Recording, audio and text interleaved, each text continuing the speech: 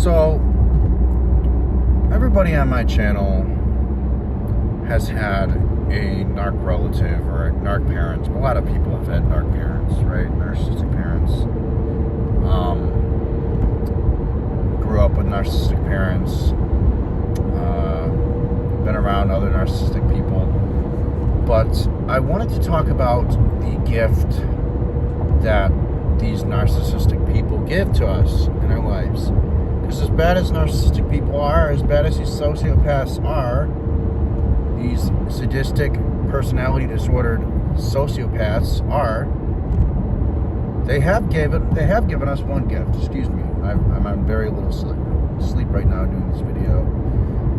They have given us something good, something we can take with us for the rest of our lives, and that is the gift of distrust.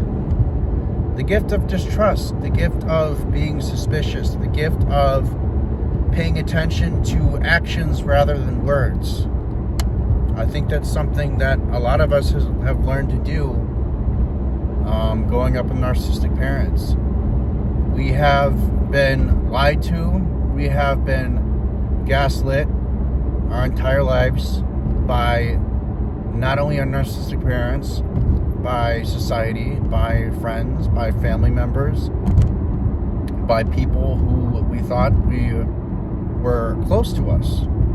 We've been abused, we have been beaten, and we have been broken by these horrible people. And as a result, we have learned to distrust. We have learned to pay attention to actions and not words, which everybody should be doing, by the way, regardless of whether or not they have narcissistic parents. Because in 2025, people are more desperate than ever to stay afloat in this economy with the cost of living. There are more scams now than ever going around in this economy. More people doing scummy things in this economy, right, to get by. Excuse me. More people turning to desperate measures in order to obtain wealth, in order to get out of poverty. And if COVID has taught us anything, it's that when desperate times call for desperate measures, and people are willing to take those desperate measures and do things out of desperation, no matter the cost, no matter if it hurts somebody, no matter if they're risking jail time. COVID has taught us that. COVID has taught us that when push comes to shove, people will bring out their animalistic intentions. People will gladly stomp on each other for resources. People will gladly scam each other in order to get resources, in order to get things that they need. People will steal things from the store, i.e. toilet paper, food, packaged goods. People will steal from each other, their neighbor.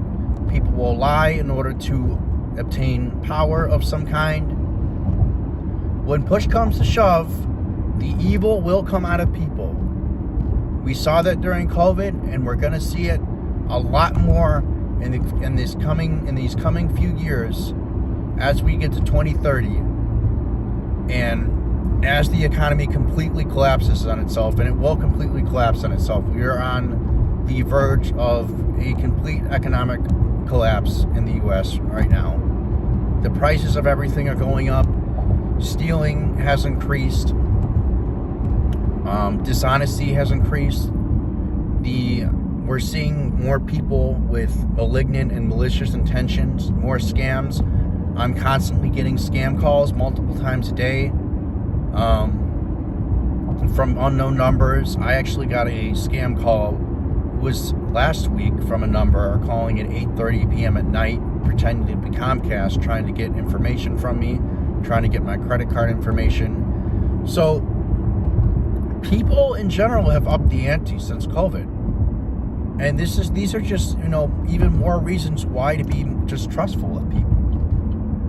You should never assume anybody that's in your life right now has the best intentions for you. You should never assume that.